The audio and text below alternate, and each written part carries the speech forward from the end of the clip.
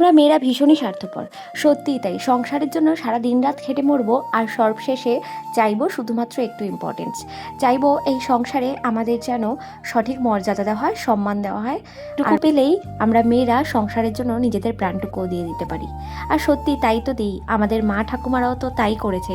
সংসারকে ভালোবেসে সংসারের প্রতি যত্ন নিয়ে নিজেদের জীবনটুকুও তো পার করেছে, নিজের জন্য একটুখানি কিছু ভাবেনি। আমরা এই জেনারেশনে এসে যদিও বা নিজেদের জন্য কিছু ভাবি, আমাদের মা ঠাকুমারা তো সেই সুযোগটুকুও পায় না। এখনকার জেনারেশন মানে আমাদের যে জেনারেশনটা, তাতে কিন্তু আমরা এটুকু বুঝেছি আমাদের সংসারের জন্য করতে হবে, সাথে নিজেদের যত্নটুকুও নিতে হবে, নিজেদের প্রাপ্য সম্মানটুকুও যেমন পেতে হবে, সাথে কিন্তু নিজেদের জীবনটাকে শুধুমাত্র এই সংসারের মধ্যে বন্দি করে রাখলেই হবে না। আমরা যে যেভাবে পাচ্ছি নিজেদের একটা আলাদা আইডেন্টিটি তৈরি করার চেষ্টা করছি। আমরা যারা হাউস ওয়াইফ, একটা সময় আমি টিউশনি পড়িয়ে নিজের সমস্ত শখ পূরণ করেছি। আর এখন যদি বলি, আমি একজন হাউস ওয়াইফ প্লাস একটা সন্তানের মা, সেখানে যাতে আমি সবটা একসাথে করতে পারি তার জন্য কিন্তু এই সোশ্যাল মিডিয়ায় নিজেকে এস্টাবলিশ করার চেষ্টা করছি। সত্যি আমি জানি না আমি কখনো সাকসেস হব কি না, কিন্তু হ্যাঁ, দিন শেষে নিজেকে এটুকু বলতে পারবো আমি অন্তত চেষ্টা তো করে গেছি।